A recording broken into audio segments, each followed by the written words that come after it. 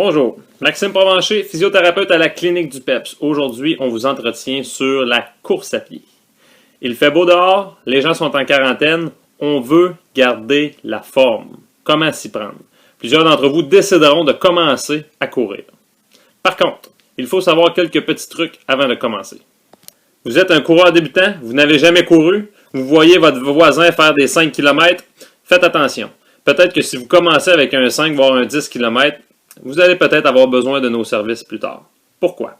La raison est bien simple. Peut-être que votre corps n'est pas habitué à recevoir les impacts répétés de la course à pied. C'est pourquoi il pourrait être intéressant pour vous de débuter par de la course fractionnée. Mais qu'est-ce que c'est la course fractionnée? On parle ici d'une alternance course-marche, mais qui ne se fera pas à vitesse d'intervalle, qui va se faire à vitesse de jog. On pourrait débuter par un entraînement de 1 minute de course, 1 minute de marche, qu'on pourrait répéter de 3 à 5 fois, voire peut-être même 10 fois.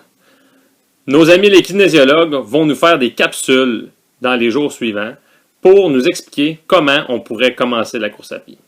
De mon côté, je vous invite à faire le test suivant. Monter sur la pointe des pieds avec une seule jambe. On pourrait être en appui avec un doigt sur le mur et faire des montées et descentes. Le maximum qu'on peut faire.